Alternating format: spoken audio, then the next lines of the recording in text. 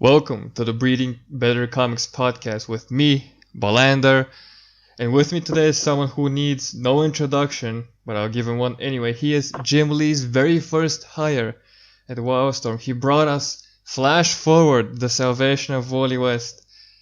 Brett Booth himself. Hello, sir. Hello, how are you doing? I'm doing good. I'm sorry again for waking you up this early.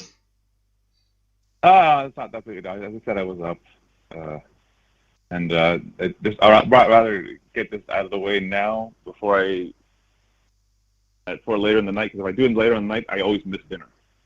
Oh yeah, and that It is usually not a winds good up. thing. I start around 7, and I figure I have like 7 to 8:30 kind of penciled in, and it always goes to like 9:30, and then I just don't have any food. So. Yeah, that we don't want to have that. So, Brett, the first thing a lot of people notice with your art, and the thing that really drawn me to your art was your page layout. How did you invent that, or how did it come by that you do these wacky pages where there's almost always this one giant shot that people can just drool over? Yeah, that's an image thing. I mean, you always try to do, and you can't do it on every page, but you'd always try to do like one like big shot to kind of draw the eye in, and then you can move the eye through the rest of the page using the other panels.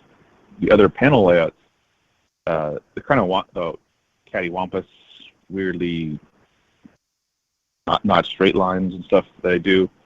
I did it because of the Flash. We did the first arc with the Future Flash, and then I started doing the second arc, and there was like way more talking in the second arc. So to make it more exciting, I started messing with the panel layouts and stuff to try to get it so it's more the Flash. It's moving pretty quickly, and when it's not, it looks kind of weird. So I had done a Nightwing page layout where he was jumping through a helicopter. And when I was working on it, the original layout, I was like, it almost kind of looked like helicopter blades. So I kind of raised some of the top panels, which were straight, and made them all kind of weird. So it looked like a kind of blade moving through the page as he was jumping through the helicopter. And I really liked that, and I thought it added a lot of motion and movement to the page. So when I was working on these splash pages, I decided, well, maybe I should try some of that to try to get this a little more up the energy a little bit, because it's just kind of people standing around talking. And I did those pages. I liked how it looked. The fans really seemed to like how it looked, so I just kept continuing to do it. And then I pulled back a little bit recently because Bloodshot, I think, needs it a little bit more kind of harder military, so a little more rigid. But I would still do it when the pages got to the action. And again, on the Wally thing, I know Dan DiDio doesn't like it. He likes the regular kind of more gridded pages. So I kind of went half and half on it, so just to kind of appease him. Yeah, we do really need those big action pages because they've been missing for a while now. Yeah, and that's like the stuff that I just loved looking at when I was a kid. I mean, the stories and stuff are awesome, and so the action pages drew me in, and then the story kept me reading. So I think you need both, but you do need, for people like me who are visually oriented, big splashy pages are the best thing. Oh yeah, especially for someone who was just getting into comics, seeing pages like yours or just like literally flexing on me is like what made me want to go and read more. Exactly. So you mentioned leading the eye. What tricks do you use to lead the eye around the page? Because as a rookie, and I'm sure other rookies do the same, we either don't do it or forget to do it, and the page just looks stiff and static compared to the action and the motion you have in your layouts. Well, there is something I always called the Z formation. I don't know what the exact name for it is, but at least in the West, if you read from left to right. So the way you kind of move the eye around, and I know Sean Murphy's done this too. I just mentioned it on Twitter. as you start the panel, you start the action or whatever it is on the left, take it to the right, and then you pull it down to like where panel 3 would go, say, or panel, depending, and you just kind of make Z's all over the page. And one of the easiest ways that I do it, especially with the wonky panels, is tangents. They're not like the regular tangents that really, really obvious ones, but because there'll be different colors and everything, but I always, like, the smoke will go near someone's leg from one panel, so it just kind of pulls your eye across the page.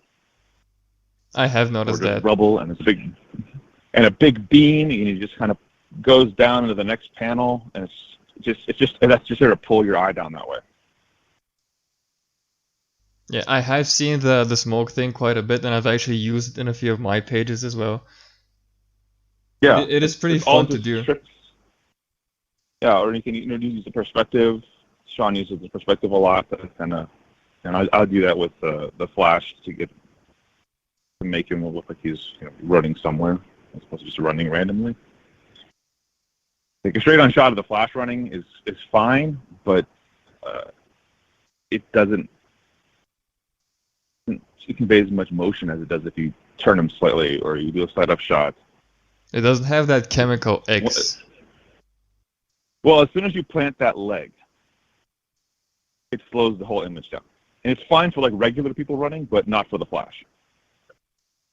Also, that's why you have your flash literally doing the splits when he's running. That's interesting. Yeah. It's that and almost swimming, or almost flying. It's an old trick that I picked up from Jackson Butch Geist from his original Wally run. You look at some of the stuff where it has the flash running, especially in a little bit later after like issue 3 or 4 when he started getting used to drawing the character more. He picked up both of the feet, so neither of the feet touched the ground. So that's why whenever I read your flash, he feels a lot more faster than the rest. Especially with Wally. I remember in Titans, I saw, I think, quite a few times where he was literally just sliding sideways on the ground, and it just felt quick. It was almost like a Looney Tunes cartoon.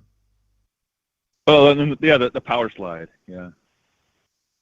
Which is because I did it because somebody's like, I hate seeing speedsters stop. Yeah, that's a good point. I didn't like that, and I thought it was funny, so I made it like a big power slide to show them stopping.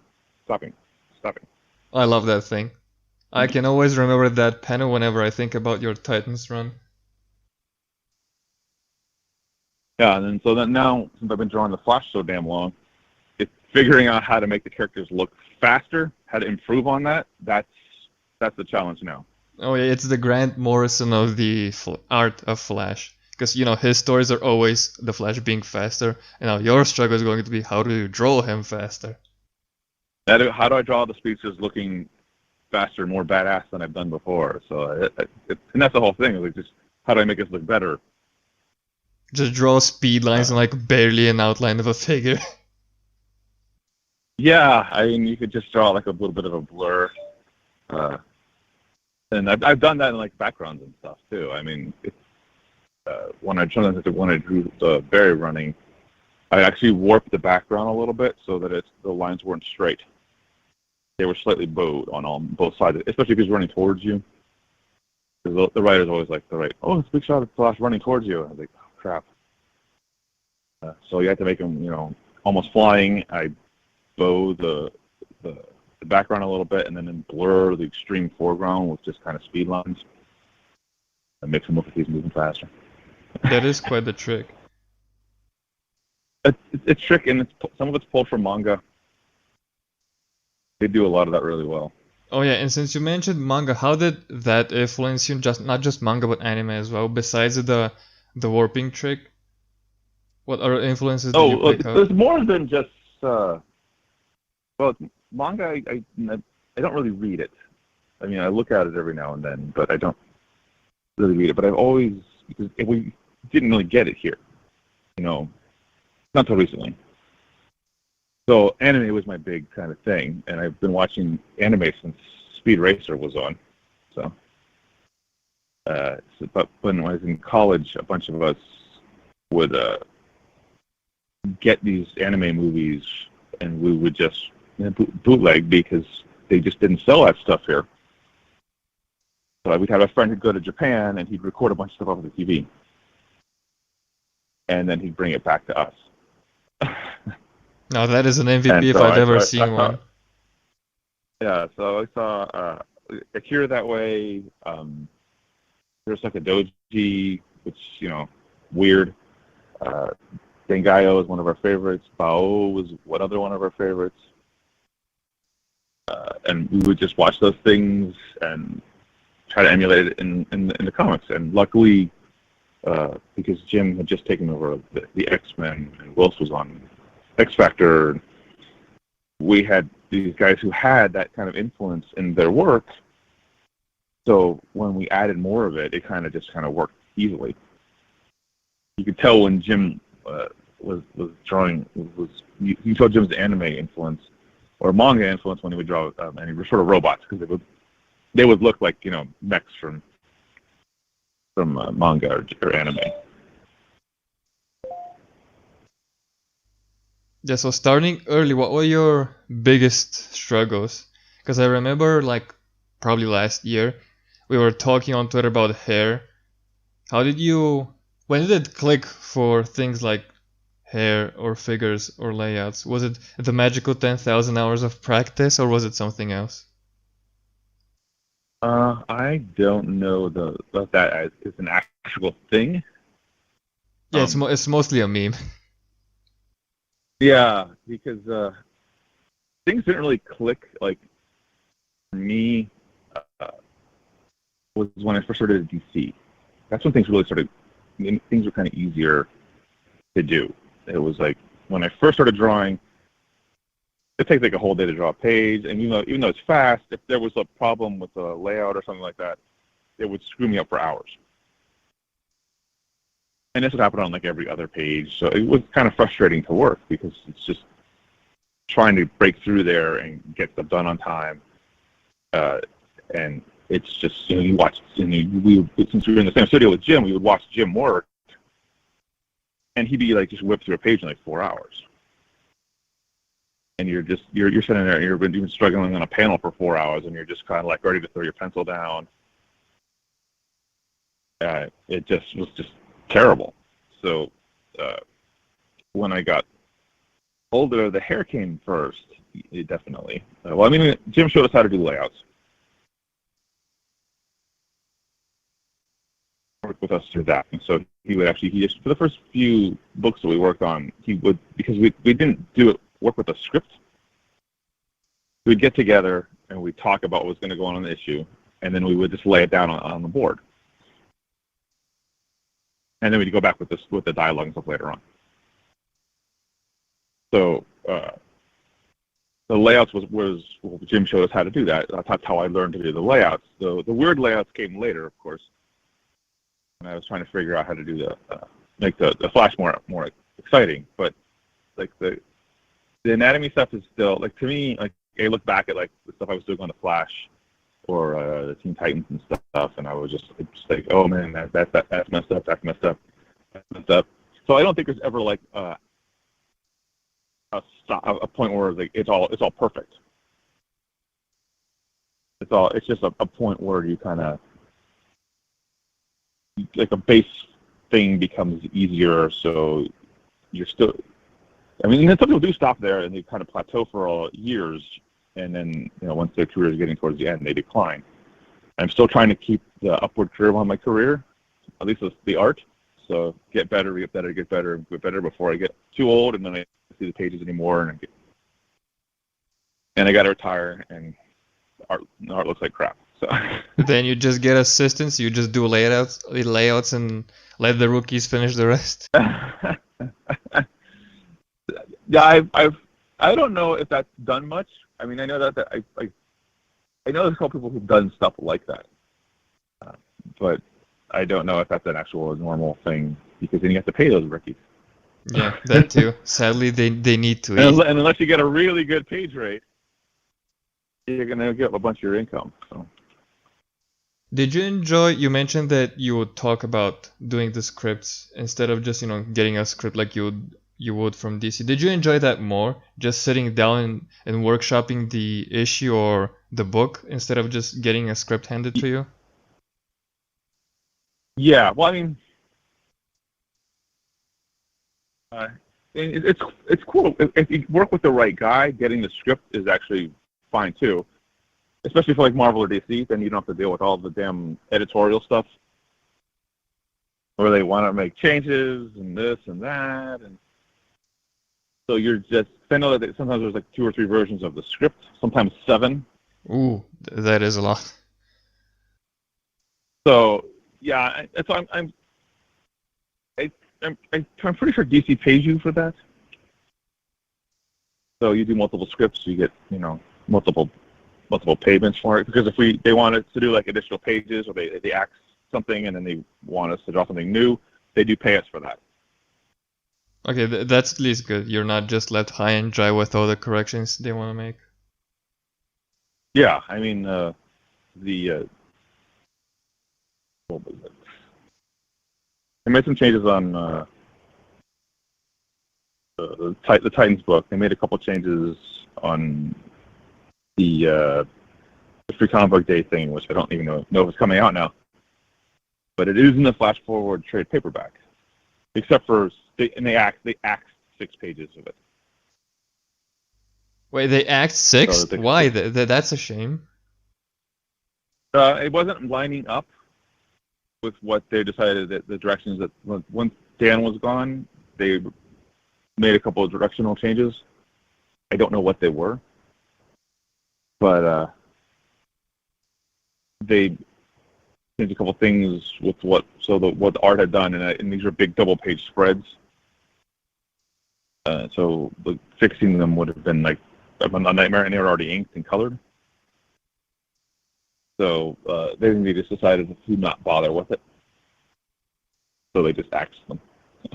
I see, yeah. Then leaving did throw DC in quite a bit of a turmoil for a while, but it seems they have figured out where they want to go now. And hopefully we're going to see your art on DC books again soon. I mean, yeah, hopefully. I mean, as I said earlier, that the project that I thought was canceled currently isn't canceled, so it might still be going forward, so I'm just kind of waiting to hear back from them. They're just trying to get all their ducks in a row, and I know, and I don't know much about it. It was 5G or G5, whatever the hell it was called. Sometimes it takes months to kind of get that stuff situated. So if they were going in one direction, and then they decided to go in a different direction, it's going to take some time to kind of figure everything out. Oh yeah, for sure. So we've been talking so much about Wally. How did Flash Forward happen, and how did you feel when you finally got the call and you heard Dan DiDio say, "We're gonna give you a Wally book"? That just kind of. The funny thing is, I had just done a show where most of the guys were there the week before. Dallas Fan Expo, and then no one. The only one from DC who came up and talked to me was Scott Williams. So I just assumed that they were like, we're not going to deal with him anymore. He's not here with us. And so like the next week on like a Friday evening, they asked me to do the Wally thing, and I was like, he said, I said, can I think about it over the weekend? He said, yeah, well, we'll need to know something on Monday.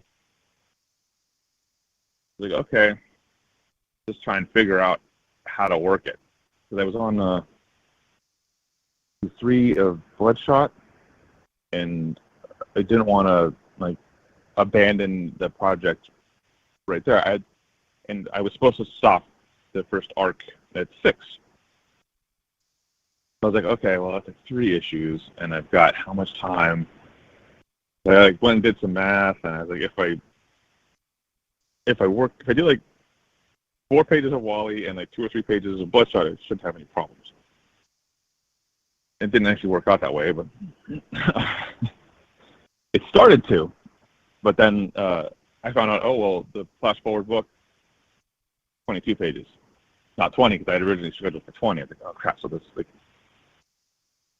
almost a whole another half a book to do, and then people wanted some covers and this and that, and it's so I was actually winding up on like 8 or 9 pages a week at the end. Wow, that's quite a bit, especially knowing the level of detail you put into your pages.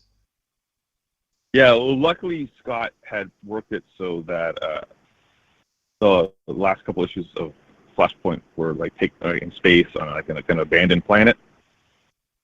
So it wasn't like I was drawing all those characters I was at the very beginning of the arcs of the story. So it was like for some reason that one guy, Tempest, he's really fun and easy to draw. At least for me. So if I got like a big splash page with him on it, it's like 3 hours of work.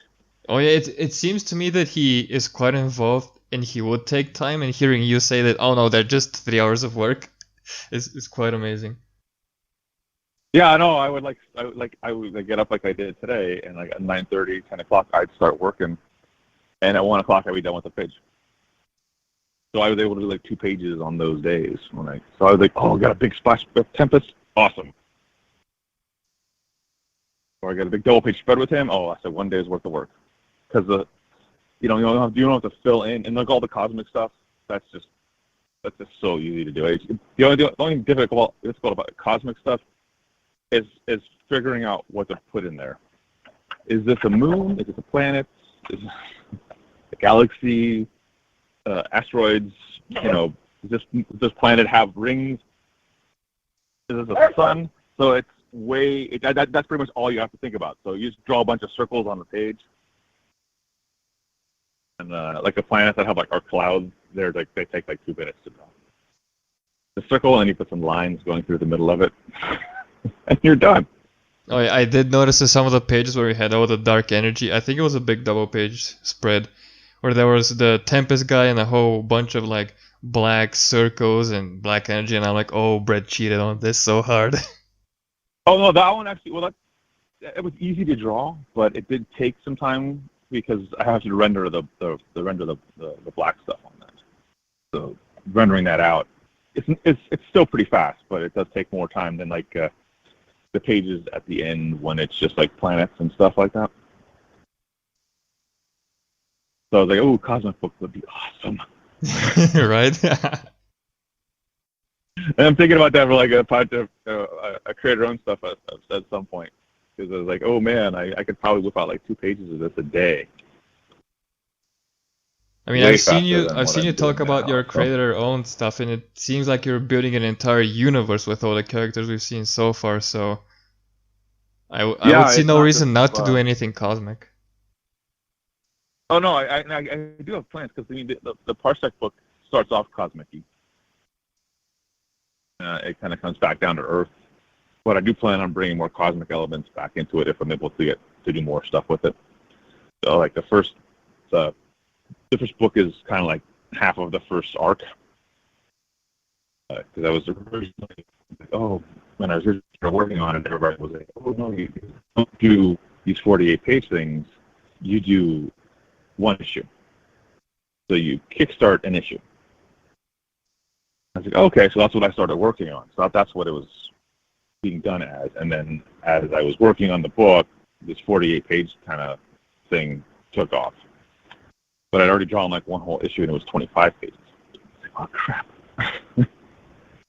Yeah, I've seen page counts jump around. I've seen people do 60, 80 even, 25. So I guess as long as the story is like good and it's not drawn out, it's not quote unquote written for the trade, I think people are gonna eat it up anyway. Yeah, no, I don't write for trades. So, but now that I kind of know more what I'm going to go do forward, so like the first part is the first half, and I'm actually hoping probably next month to actually just start on the second half. Should be hopefully getting it. I'm just waiting on inks and colors on the cover and some pages now for it, so I can do the Kickstarter or Indiegogo or whatever the hell they can call it. So that's soon, hopefully the next few months. But I wanted to start on the next one, because even if it doesn't, for some reason doesn't do well, or it doesn't come, no one buys it, I can still put it out digitally. We're gonna do our best to promote the hell out of it when you put it out, because Well, I know your thanks. situation with your internet is screwed, so you can't go on live streams and promote. So we as fans are gonna do our best. Well, thanks. I hope you guys like it. I mean, Andrew Dalhouse has read the first draft of the script and seen all the pages and everything. He really enjoyed it, so I'm hoping that it's supposed to be in the vein of like old Wallstrom stuff. That is the character awesome. is a speedster, so it's slightly more superhero-y than we would do with the Wallstrom stuff, but it's still pretty much that kind of. We can't get more classic Brett Booth than a Wildstorm-esque speedster. That is just a recipe for magic.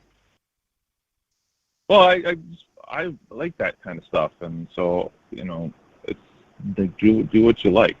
Yeah, I agree, and we as you fans, can't predict what everybody else is going to like, and I know that at least there's some Wildstorm fans out there who will pick it up, and I know that if I can get 5,000-6,000 people to give me enough to get me to pay for inks and colors and printing on the first part, and then enough to get started on the second one, that'll be great. So I can start working on the second, what's it called? I don't know.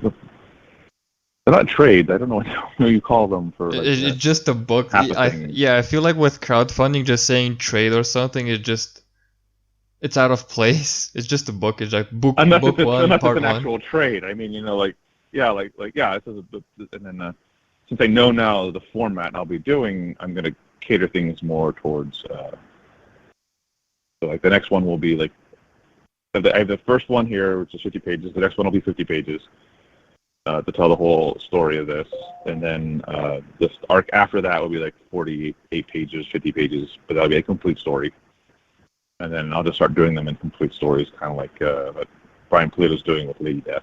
Oh yeah, his motto is the gold standard everyone is looking at. Everyone is studying what he does. Yeah, because he actually has, and I mean, Jimmy Palmiotti has that too, or it's pretty much already done by the time the Kickstarter's finished. The project's done. So I like that. So that's what I'm shooting for, but I need kind of stuff to get started. If I could do more inking and stuff on my own, and my style was easier to draw, less detailed, it wouldn't be that big of a deal. But I mean, it's just. And inking takes half the time as a penciling does for me. So if I know how long it takes me to pencil something, say 6 hours to pencil this, it's going to take you about 3 hours to ink it. But I'm not as good as say Adelso is, so I would rather pay him to do it and do a better job. So. Oh yeah, in crowdfunding. I'm not terrible or anything, but yeah. In crowdfunding, we've noticed that whenever someone is putting their best foot forward and their best effort, we appreciate that. And since you're gonna have fun on this book, we as readers, we can tell when you're having fun. You can see it in the page. So you talking about all the setup you're doing is just getting me more and more excited to see where you're gonna take us. Yeah, no, I really, I was the other one that I'm doing on the Patreon.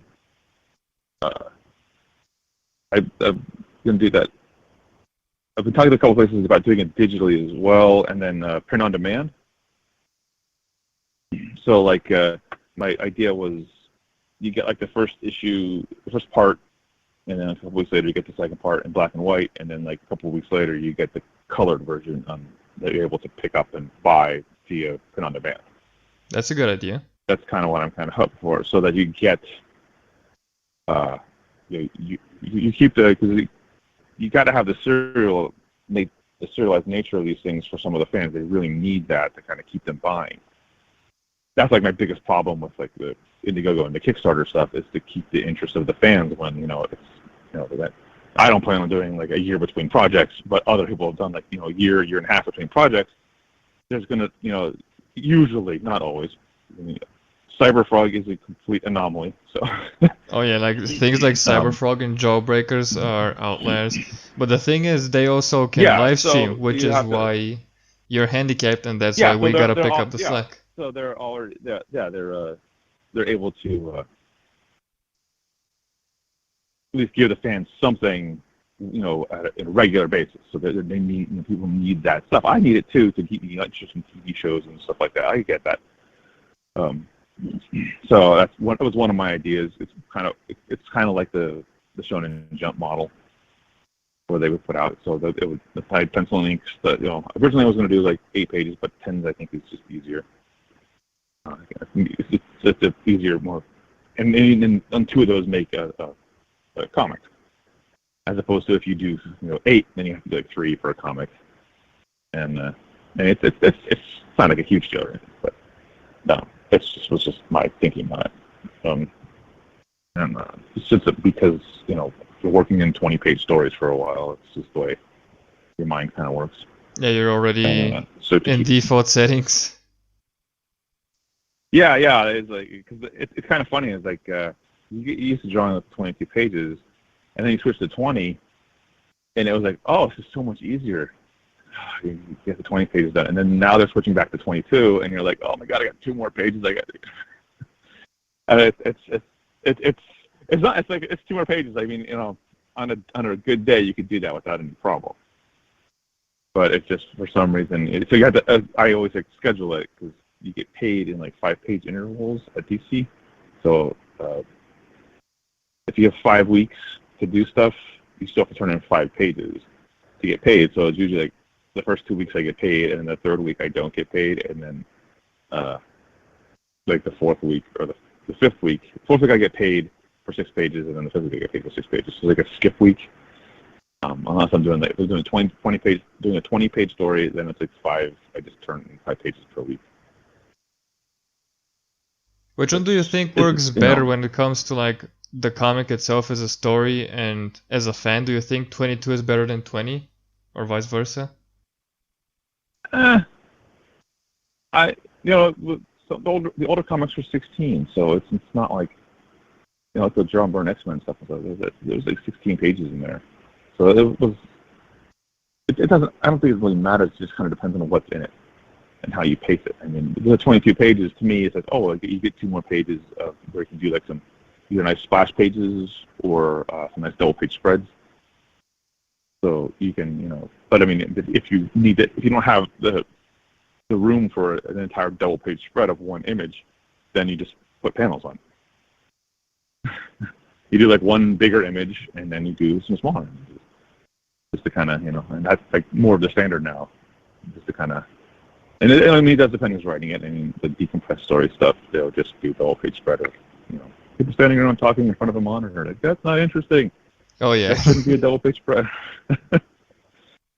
But I mean, it so depends on the writers. So I've been kind of lucky with Scott. Like, loves to do that. He has a specific pattern he likes to do. So it's like splash page to begin with, double-page spread, usually a splash page at the end for some sort of. I love the splash page reveal, beginning. Like, it feels like classic comics whenever I open a comic and it just big splash page in my face. He does it all the time. Like with Tim on Bloodshot didn't do hardly any of that. There were some splash pages, but there was like I don't think I did one double-page spread, and it's just a different way. Different ways of storytelling. But he did do splash pages. So. But it was always like a big, important kind of thing. It wasn't just just kind of standing there. And the only cool thing about that is he pretty much they let me do whatever I wanted to on that. So all the designs and stuff, I just kind of made those up on the board, and Tim would give me some notes in the thing. Oh, I wanted something like this, or he sent me like the bad guys had these exoskeleton things that the military is trying to use. So there's actual stuff you can use that they do use or are trying to testing it now. So I took that and then it's kind of sleeked it down so we kind of fit on the body a little better. And then some of the other stuff is just pure Wildstorm. Yeah, we've noticed the big jump in difference when it comes to Bloodshot, because I don't even read the previous book. When I read your Bloodshot, it's pure action. It's like classic action, and with the layouts and everything. Well, Tim's is a Wildstorm guy, he's an image guy, so he likes that stuff too. So he can write the different types. I know he loves horror. Horror is his big thing. Um, uh, but yeah, but he does like the Wildstorm stuff. So I mean, it's gave me just like I know like every issue was a different kind of setting, so it was like kind of almost drawing like a different thing with the same character. I wish they would have let me like change Bloodshot a little bit. His costumes that I did that first design, like, oh, that's awesome design. It's just the regular Bloodshot design. I didn't change anything. I might have added a couple pouches, but like that's pretty much it. Oh yeah, we gotta have the pouches. Bloodshot design. Yeah, so I didn't really change anything. All right, whatever. They wanted me to go with that one because I got an email. Oh, we want him to be more handsome. Like, oh, okay. They gave him eyebrows. You want him to be more handsome? Give him the eyebrows. If not, it will look weird without the eyebrows. So. Yeah, I've noticed that in Michael Turner's work. That's really all I did. And abs. He had abs. Remember, kids, the magic trick for making guys handsome is eyebrows. Eyebrows and abs. Yeah. You've said multiple times on Twitter to us rookies that we gotta get How to Draw Comics the Marvel way. Are there any other study materials? I don't know why people don't. They didn't have much whenever I was getting into the industry. I mean, that was pretty much the book. That was the only book. And I bought it shortly after I got interested in comics. I didn't get interested in comics until I was like 13. So I took some money that I had and I went to the bookstore and I had seen an advertisement for it or something. And I picked the book up and I looked through it and I said, oh, I'm buying this. It's like $20 or something like that. Which, in 1987, 86, 87, I was like 13, so that's a decent amount of cash. But it's totally worth the money. I mean, I still use the techniques that taught in that book to this day. I mean, it was way more valuable than like college or anything like that. I mean, the only thing that's more valuable was like stuff from like Jim and Wilson and Mark Silvestri, information that they gave me when we were at the studio. Also, homage, I guess, because Mark was there. So I mean, that lays it all out. I mean, it tells you how to do the characters, how to do stories, how to do layouts. It's all there. And I did find it funny that someone posted a page of like two guys talking in suits, and they're like, "This is one way to do it, and this is perfectly fine. It's just not very exciting. It's not the Marvel way." And then they post the other page, which is way more interesting, and there's like closer shots, adds intensity. And then recently, someone they posted it on. They're like, "Oh, this first one's fine." I was like, "No, the first one is. I mean, it's fine for like a simple kind of storytelling technique. There's nothing advanced in that. That's like basic stuff. The other one is much more advanced. Leads the eye better. It has all these techniques, and it's like, but if you're going to settle for that first one, like that, you're never going to get that far. I mean, you gotta push." And this is an industry now that has almost 100 years of people working in it, and if you're still, oh, I'm going to use 9-panel grid, and that's all you're going to use, you're not doing anything to kind of move it forward. So, like, one of my goals, and this was because going back to the panel layout, I know Dan DiDio wasn't a big fan of that, so one of my goals was to basically have all you guys on Twitter start doing the weird panel layouts, and then turn this stuff into DC if Dan was still in charge. And then Dan's like, "What the hell? Well, all the submissions are all weird." I love that master plan. I just thought it would be funny as hell to watch and look at his face when he said that, if that ever happened. Because to me, it's like I've drawn on the 9-panel grid.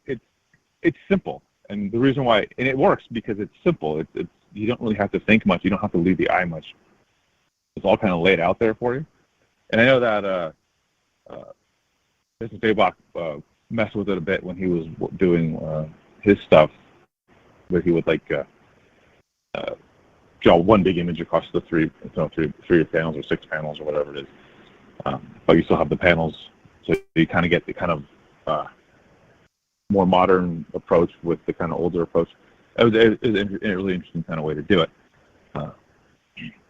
But I don't know, I was like, because Kenneth Rockefeller is kind of one of the guys kind of gave me that initial idea just by looking at his art.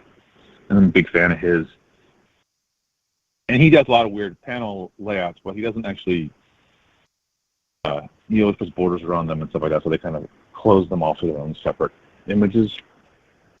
And I was like, well, if you don't do that, you can. I did have a problem with tangents. I always do, but I took, take a weakness and make it a strength by using these weird tangents to draw the eye. It just worked.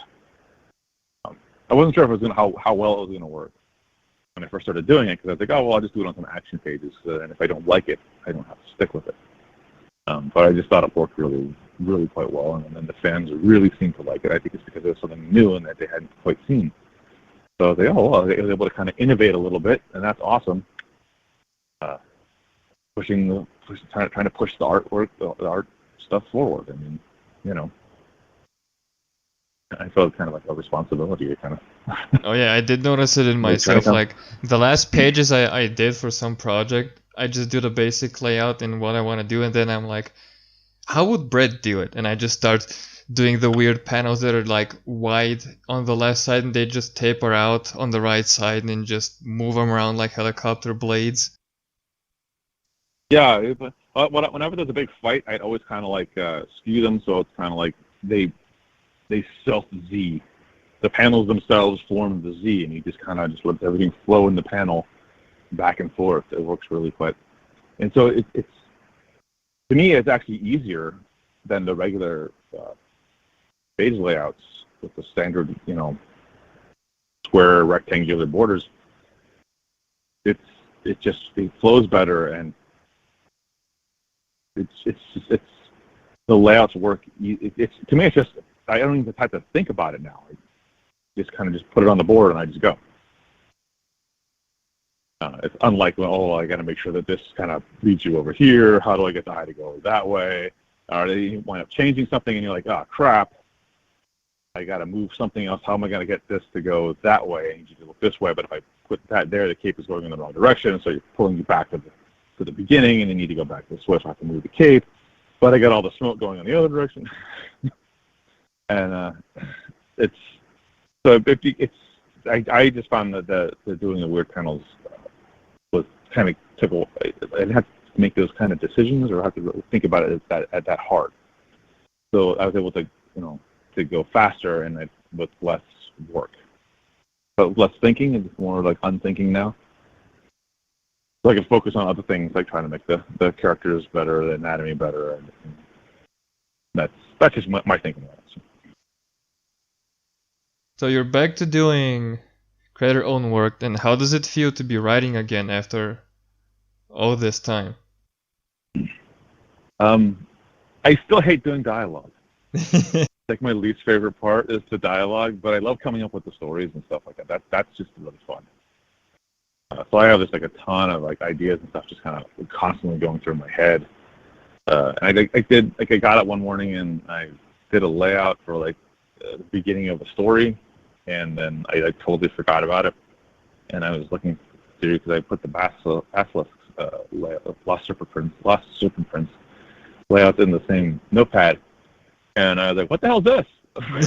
And I was like, "I have dialogue, but I don't have who the characters are." And I was like, "Crap, who the hell is this?" And it did hit me. It's like I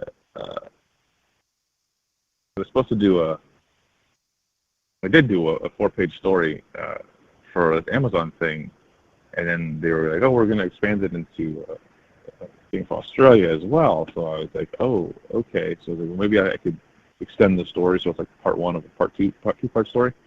So I came up with some characters for the other part to happen in Australia, and I guess the whole thing's kind of dead in the water now because of all the comics, because of the coronavirus. So. I just kind of, but I could always just use it as like a backup story. But I created these characters for the story, and they're actually going to be in the Parsec in the second book. So I was like trying to create their origin and or at least something with that or backup. I have a bunch of backups, little kind of story character things that I wanted to do. It was actually it was one of the things I was thinking about doing for crowdfunding. If it did well, do like a backup story, but I was actually thinking about maybe having people who pledge is what it is, or Stretch goals. it would be a stretch goal. They could pick the character they wanted the backstory of. Ooh, that is an idea people are gonna eat up. And so I was like, I was like, oh, will you be drawing more? I was like, yeah, but it's only like 10 pages. It's not like I'm going to be drawing. This is what bothered me about when I watched some of these initial Kickstarters when they were offering all these commissions. I was like, but you're not drawing the book. You're drawing commissions, and I know people love commissions, and that's awesome. But you're not drawing. You're taking money. So you're basically taking money for one thing and then using it to pay something else, but you still have to do that work. So there's this extra work you're now putting on yourself. So if I do like a backup story as a stretch goal, it is extra work, but I'm being paid for that because it's a stretch goal. Oh yeah, definitely. So that was my thinking on it. I know Sean was saying he was going to do like an extra book, whatever it is. And I'd actually even thought, I think if it did really, if for some reason, it does like 200,000, I didn't think it's going to do that. But if just for some reason, I think I would actually consider I'll just take that money and then instead of making it 50 pages, just make it 100 pages and draw the whole story out. Because that would give me enough money, since I already have my part, drawn and first draft of the script is written. So my part's pretty much done for Parsec 1. So if I could make enough money to pay for everybody else's part for part 1, and then my part and their part for part 2, and just put it all in if it does really really well, just do it all in one book. But I'm a little I don't know what it's going to do. I don't know how any of that stuff kind of is going to play out yet. So I'm just want to keep it kind of simple the first time. Oh yes, starting simple is something I've seen a lot of rookie Kickstarters and Indiegogos fail. They do a bunch of stickers, a bunch of cards. They do the hardcover now. A lot of stuff that just eats away at your profit margins, which is, in my opinion, not a good way to start. Maybe down the road, like if you're Brian Polito levels, you have a few. Yeah, exactly. I wanted to start first because I need to get because the whole point of this is to get me money for this project and then the next one, so that I have enough. I can just do the other one. So if say it's like 100,000, which would be awesome. I can start working on the other project like right away. So while this one's still being inked and colored, I can start penciling and writing the other one. So that when the first one's done, and the second one can just go right into the inker and the colorist, and then we can 6 months later we'll have the second one out. But ideally, I'd like to get 2 or 3 of these out a year. That's and so since I basically took this first one, and I think it's kind of like me drawing the first one is kind of like my investment into the whole thing. So my part's already done. It should make enough money. It'd be great to be paid for that, but what I'm looking forward to do is to kind of create more. I don't want to just do like one story and then I'm done.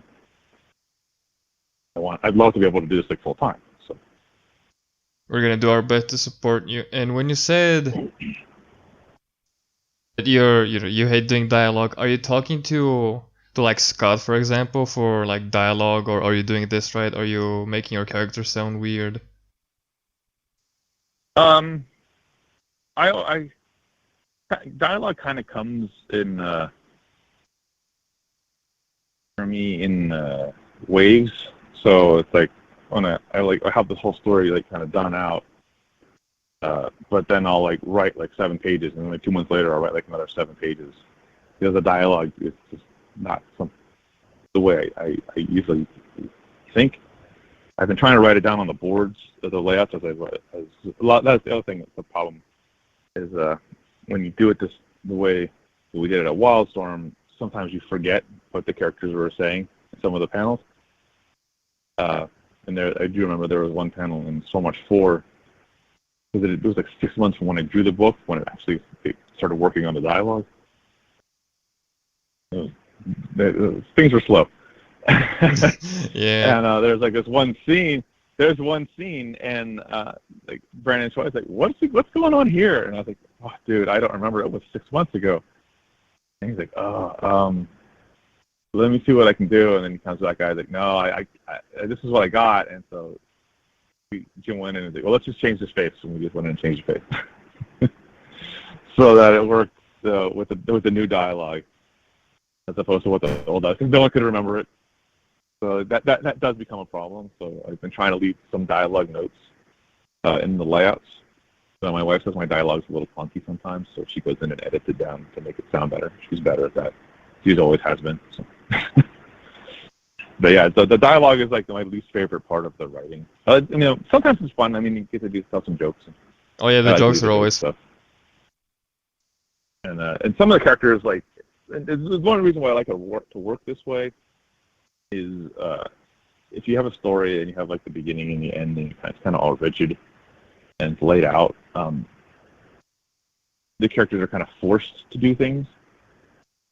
I see. Sometimes you see it every now and then where like the characters like, oh, they wanted the story, the writer originally wanted the story to go this way, so they make the character go that way, and it's like kind of almost out of character. So I kind of like to let the characters lead the story a little bit. So I have like things kind of vaguely planned out, and then when I start doing the layouts is when I start. And we work from an overview, and then I go into the layouts. I kind of hammer things down a little bit more. I think the one character I wasn't expecting her to be that big a role in the first book, Chloe, and I found out I really just enjoyed writing the character, so she's getting a bigger role. Oh, I've seen that happen in crowdfunded comics. Like in Zach's comic, he killed a character we all liked, and we just bitched at him for like 3 months straight, and he brought her back in the next book. Because he just unceremoniously killed her in a very small panel, and we're like, yo, dude, we like her. Yeah, that's the thing. It's like, well, didn't kill anybody off. That's sort of, like this fodder from the very beginning. Like I did this first part, and then my wife read it, and she says, well, what happens to this character? You didn't forget this character, did you? I said, no, that's the next arc. Oh, okay. I know, I didn't forget that character. They'll be back. Cool. I like the idea. There's a thing where...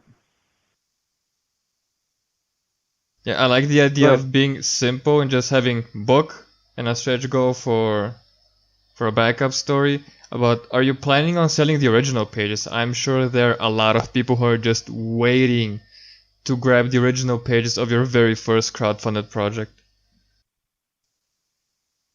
I'm sure I will, because Adelpha's going to get some too. So, I mean, that's just the kind of deal that it is. So, and Andrew was like, oh, you should put some originals up for sale. And I was like, yeah, but then it gives me even less originals, but maybe I will put some up. That people, they have all these covers and all this other stuff, and I was thinking maybe, I originally wanted something simple like 2 covers. And then I'd have to do, like, I guess if you do Kickstarter as well, you have to do different covers for them or something. I have to look into all this stuff a little bit more before I actually, make decisions, as I know that Indiegogo, get the funding for whatever it's funded, you still have to put the product out if it doesn't hit the goals. So you need to get a point. The starting point needs to be at something that's going to be pretty close to, funding stuff. But all my initial plans were for like a one-issue thing. So then when I doubled it, it kind of doubles the cost of everything. At least for the creatives. The printing won't be much different. No, it's not. And the printing's not as expensive as it used to be. So it's actually not. I remember I saw some of the bills they got for, what was it, the Wildstorm swimsuit issue, or the Homage swimsuit issue, the first one. The printing bill was like $71,000. Oh, God. Yeah. Yeah, so it's like and you talked like some of these 48-page things. It's like $3,000 for printing, which really isn't bad at all. Yeah, the good thing about social media is that so many people, especially big name people, are doing crowdfunding that you can talk to so many people about where to print, how to not distribute, how to fulfill, and all that garbage. Yeah, I was talking to Brian Polito about the fulfillment stuff initially. They have a whole thing that, and since they do it so well, and they're like the top guys, they got a whole warehouse for all this stuff now. So they really know what they're doing. They've done a bunch of them, so those are the guys you want to talk to, the ones who've done a bunch of it. Yeah, and who better to They talk to do than Brian Polito? Yeah, so I want to kind of keep it simple, more about the product than anything else. I hope people like it. And it's hard to tell. I mean, when you have they talk to a bunch of people online and saying, oh, like I'd love to buy your books, but they're too expensive, and it's like a $4 book for 22 pages, and I'm like, well, here's like if we go with I'm personally want to try to get $20, not 25. I don't think that's. I know everybody's like, oh, it's this and this and about supporting it again. I totally get that, but at the same time, I want to make like affordable to more people. So it's like it's almost like what the fans who are like keep talking about what is it called? Oh, it's not direct market. The thing with the newsprint, the newsstand stuff. Most of that stuff didn't sell. That's what they don't seem to realize. It's like, oh yeah, there's really high numbers of they printed a lot on those comic books, but 80% of those comics were trashed. They were returned and not sold. The sales figures that you get from like the 80s and stuff like that from the newsstands are highly inflated. They don't represent what was actually sold to the consumers. What was sold to the stores, and then it's not even the comic book stores. It's the grocery stores and all the other stores. So they're trying to say this volume thing is so that's why they keep saying they want comics to be $2 again. Like, it can't be $2 if they're only selling 30,000 copies. It doesn't work. So trying to get the price down to where I think is a little more realistic than the $25. That's the standard. Give them a little, I want to say bang for their buck because we've been doing this for a while. But I mean, I haven't been doing a lot of writing for a while, so I'm a little leery about that. And I was going to send it to Scott and see what he said. And say he'd look at it. So. Yeah, and I saw that you recently announced that you're going to do a fill-in issue on Red Hood, and I'm surprised that it took DC this long to get you and Scott together again on a book. Well, Scott set it all up. Like, hey, this was like right after Valiant was like, oh, we're stopping production. I was actually about to walk off the project anyway, so like, the Valiant thing wasn't a big deal because they weren't paying me. I was like, they'd take, I turned in like 9 pages in, and I still hadn't been paid in like a month. So I was like, I'm not doing any more work for you guys until I get paid. And then like I was just gonna okay, well, if I don't get paid by Monday, I'm done. And Friday, they were like, oh, we'll stop doing this, and I was like, fine. So I called Scott up and he's like, oh, there's an issue of Red Hood coming out. Let me see about that. And I had that the next week, but it wasn't starting for a while. So. Because everybody had just this was right when everybody started, the corona thing just kind of hit, and everybody was kind of being secluded into their houses and stuff. And so it took like 3 weeks to get started on that. That was a lot of fun. I wasn't sure I was going to like the new costume, but I was just used to drawing the old one. I'm still not sold on the new costume. I don't know why. Maybe I'm too attached to the faceless helmet. I like the helmet with the face. I actually like the one that Kenneth drew a lot. That's one I got to draw in Teen Titans, so that's the one I'm familiar with. But then they sent me this, and I was like, was messing around with that a little bit. I drew the first page layout, and I drew the character on it on there, and I was like, something's just not quite right. I'm not sure what it is, and so I did a couple sketches on the head, and I think it's the mask. It's too blocky for my style. And so I made a couple little modifications. So it flows a little bit more for me. I'm sad it's gonna be just Like, one okay, issue.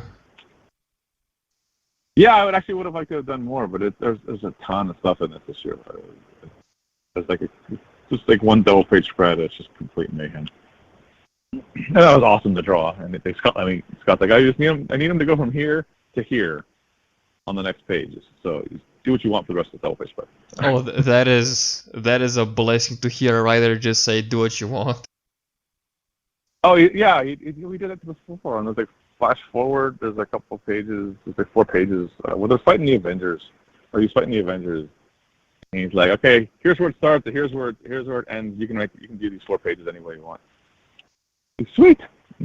Oh yeah, I love that sequence of him like dismantling Iron Man and all that jazz. That is sweet. That was me. That was all me. Yeah.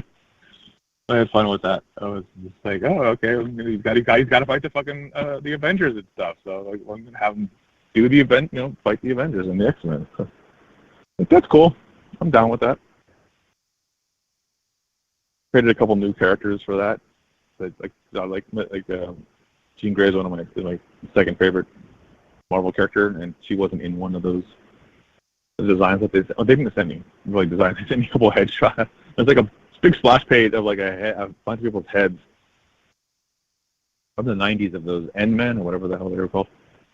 And so I kind of just took those designs, those basic designs, and just kind of fleshed them out a bit and added some characters. And Scott said, you can add whoever you want. So I had like a Daredevil character.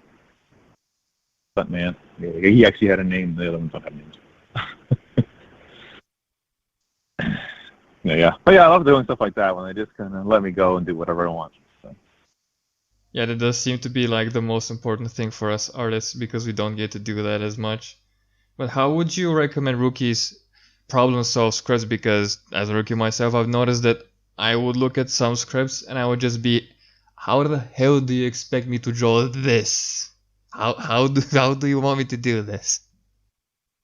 Yeah, I mean, sometimes you get those, and Scott does a lot of like train of thought kind of stuff. So I don't think he's thinking some of the stuff all the way through. So it takes a couple issues to kind of get used to working with the writers.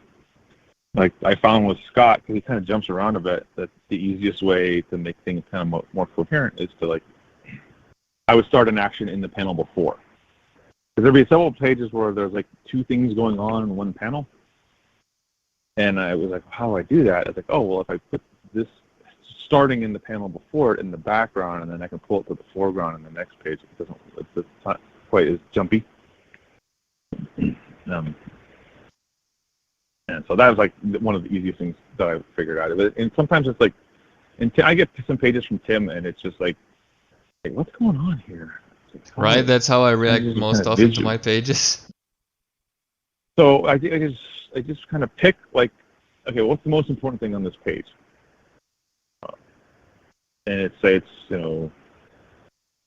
this tank coming down the road firing something. So that's going to be the biggest panel, and I would actually just put that's panel 3. So I kind of put it in the middle of the page, and then I'd work around that because that's the most important thing.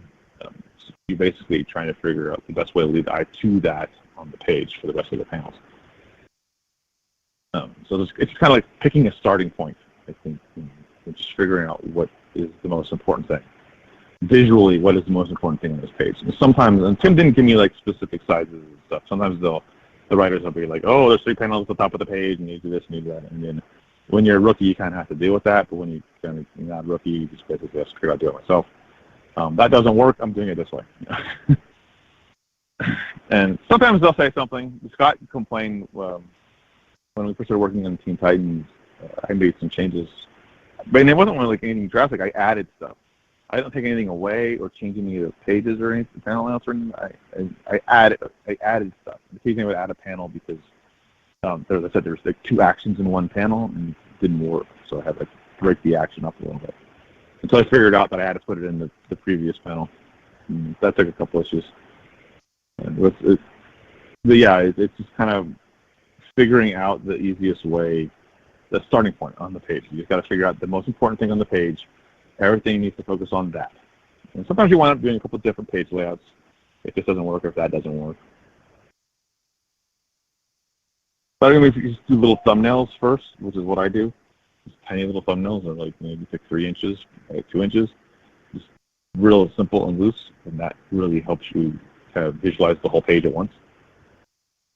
So you can actually look at the panel and then look at where you need to lead things. So we put it on the big board.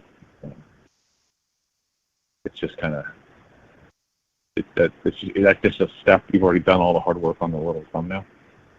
And then, I mean, the big board has other issues where, sometimes you can't draw this pose today, or that face doesn't work quite right. It's just, the way things kind of go. And occasionally you'll have a layout, and then you put it on the board, and you start working on it, and it just doesn't work. And then you got to, erase it on the board, and then redraw it on the board. And, yeah, those days suck. Yeah, how did you, or do you still go through the days where nothing works? Like you just sit down to draw and just stuff just doesn't come out. It just doesn't work. It just looks off. Yeah, those are just kind of days. You can realize it early. Sometimes if you do something else, it works. You can kind of get back in the groove. Other times, you just have to leave the board and go do something else. That's it, I'm done, and maybe you can come back later in the day and we'll start working. A lot of times what I'll do is if I'm really frustrated, say I'm starting a page today, and I'm working on it, and then around 2 o'clock, I'm working on a panel, and it just doesn't quite work. And I'm like, son of a bitch.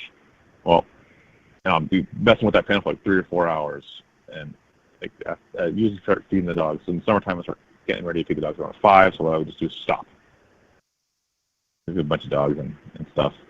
So stop doing that, and I go start doing the dog food and getting ready for all that other stuff. It takes me a couple hours to get all that crap done because we make all of our own food here, so it takes a while. And but while I'm making the dog food, sometimes I can think of a better way to do something. So when I'm done with feeding the dogs, I come back to my table, and I can work on the layout and see if that works better. I'm going to go with that. And then sometimes you just have to trash the page and start over. There's several half-drawn pages here where that didn't work. I'm getting rid of that. Sometimes you can fix it. There's a double page spread on the Red Hood thing. My eyes were going really weird. Getting older, and apparently when you start hitting around 50, I'm not 50 yet. The lenses get harder, and so that's why people need reading glasses because they become farsighted. So I was nearsighted. I still am nearsighted. But my nearsightedness actually is better now because I've become farsighted. So I still nearsighted, and if it gets actually improves much more, then I won't need glasses for driving or anything anymore. I'll be able to see I've got 20/60 vision now. You get 20/40, you don't need glasses for driving. But I need both bifocals. But the funny thing is, in the last couple of weeks, my other eyes, I don't really need the reading glasses anymore for working close up.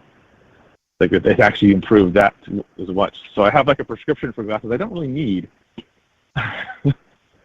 With progressive lenses and stuff, like I do need to order. But yeah, I haven't used my reading glasses in a week now. That is great to hear because we do want to have you for an extra 20 years at least. I couldn't see the faces. The eyes. I couldn't see the eyes on the faces and stuff. So if I did a smaller face, I couldn't draw it. I couldn't see what I was doing. It was incredibly frustrating. I had a bunch of headaches. It's just a total nightmare. And now I'm kind of back to where it was before. And that's cool. Which is good because it's upsetting me because I was like, I'm not done. I'm not done drawing yet. You're right. I don't want to stop drawing. I like doing this. This is one other reason why I want to do like the creator own stuff is because I like doing these kind of stories and stuff like that. I like drawing the stories. That's where I get the enjoyment from. Telling the stories, even if they're not great, but just telling the stories just because it's fun, something fun. I don't think comics need to be. I don't think not everything doesn't need to be the Dark Knight. Oh yeah, for it's sure. cool if something becomes the Dark Knight, but I think there's a lot of stuff that I remember. Because like I didn't like the Dark Knight at all. I didn't like it at all. But I liked the X-Men stuff, and some of the stuff that I really liked, like these cool epic stories that are like 3 arcs, 3 issues. And then they'd have like this really nice, just like a one-off kind of issue, where the characters like questioning whatever, questioning the human thing. Should I be defending the humans because they don't like me? But they always get into some sort of kind of weird thing with like Clive. One I remember most is like Colossus is having like a crisis of faith in what the X-Men are doing, and he goes to a bar, and in that bar, frickin' the Juggernaut just happens to go to that same bar that he's at. And Colossus is like, he's like 18, he shouldn't be allowed to drink, but he's drinking in this bar. Because the drinking age here is 21, and it has been for a long time. Now he's in this bar, and the Juggernaut shows up, and they have a big ass fight in the bar. And so I just like remember this. That's like this is one of the things I remember. Like these other. So you remember the big cool things with the Dark Phoenix saga and all that other all the good stuff like that. The stuff with the I don't know what they're called. The alien-like creatures, the Brood. And you have all this really cool stuff, but then you also remember these kind of like, these smaller moments with like Colossus talking to Kitty Pryde or Sanji on top of the butte, and so to me that's kind of like the way the comics, the way that I like should go. So this is pretty much just me doing what I would like to do. And I have, and the funny, someone asked me before, he's like, oh, the parts that guy is just basically Wally. And I was like, no, it's not. Originally, that was my plan. I was like, I'll just take one of my Wally West stories and make that, do my own character. And I was like, no, I had came up with a completely different origin and how he gets his powers, and the character just isn't the same. They're both speedsters, but that's pretty much about as far as it goes. Some jokes, maybe. He's not stiff like Barry. How did you come up with the design for Parsec? Because I remember it has like a whole bunch of discs, and for some reason he feels fast because of them. Yeah, the trail makes him faster looking than the Flash. The disc thing was something I had an idea for, and I was trying to figure out. I brought those in specifically because they're from Tron. Oh, I see. The little discs that they throw. I thought it might be kind of. I needed something that would create a visual trail. Because I could just do like the original, like how you would do with like Pietro from Quicksilver. Where you just draw like a quick outline of the character of the whoosh line. Oh yeah. And I was like, that's cool. But and it's kind of like what they use in Tron and the cycles, where they have it kind of on the grid, where they have. Oh yeah, with the laser trail. Yeah, the laser trail, and but it's a hard thing, and I was like, well, that's kind of cool. I was like, well, what if I do something similar to that, and then I can kind of dig in because it has to fade off. I can dig in with these other lines that looks a little more techy. And I was like, that kind of works. And I only did a couple pages with it. And I was like, okay, that was just way faster than the stuff I was doing with the Flash. I was like, why is that? And I was like, oh, it's because in the Flash you're drawing the lightning. The lightning actually slows him down, visually, a little bit. So because it's not going in the same direction. It's working against the other lines. Even if you do the lines, inside of the whoosh line, the lightning inside the whoosh line, it still slows them down a little bit because they're not. It's the stuff coming off of his chest and stuff like that. It looks cool and powerful initially, but it does actually slow them down a little bit.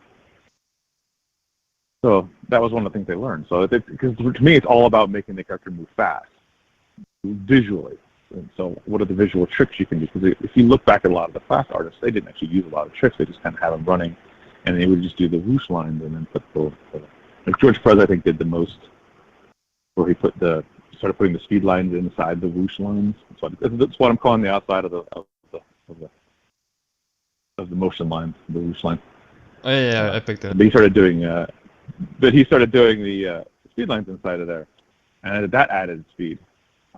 And so just kind of pulling all the stuff that I've seen visually and done.